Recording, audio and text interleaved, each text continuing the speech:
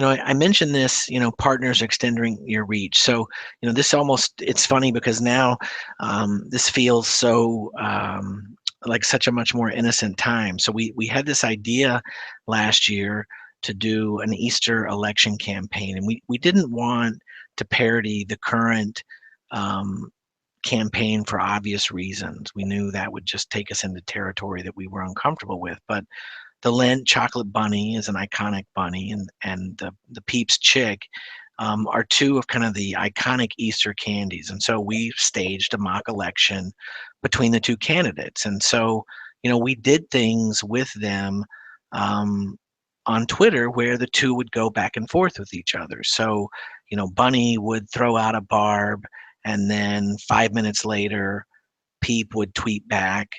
Um, and then Bunny would come back, um, and then Peep would come back. And so we did this for about 3 weeks, and people could vote using the hashtag, or we also had a Facebook voting mechanism. But our customers absolutely love this, and the brands that came into this, I think, were quite surprised because they said they never really had a retailer develop something like this in house. We had fun with it too. Here we are, we're talking about candy. Oh, well, let's have a third party threaten to run. Who would that be? It would be broccoli. And so, then, you can show the candidates reacting to that. Oh, well, that Bunny's got thoughts on that. Peep has thoughts on that.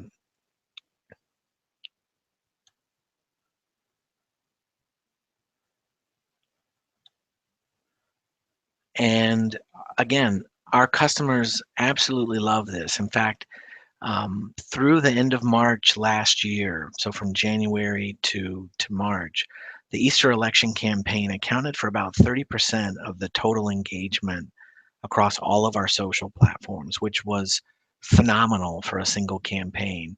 But I mean, we got to do fun things too, like the candidates would go on campaign stops. We had a food stylist that built a whole mini set of different places they could go. So Bunny, Peep had a parade. Bunny went and toured the jelly bean factory, um, and brands that were participating, jumped in. Peeps tweeted about it.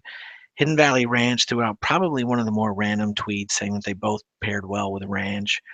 But it was just fun to see others get involved, and the reaction. What was amazing, and this is an absolutely true story. When the voting for this closed online, both Bunny and Peep had 8,250 votes exactly, and we held an in-store voting event for kids in 12 different stores where we had a voting booth and they could come in and cast a ballot. And that in-person voting actually is what led to Bunny being declared head of the basket. So, again, it was one of these things for us where it did really well in social, it did really well in stores. And because we were thinking a little differently, we were able to pull in partners from our universe to do something bigger and better than maybe we could have done by ourselves.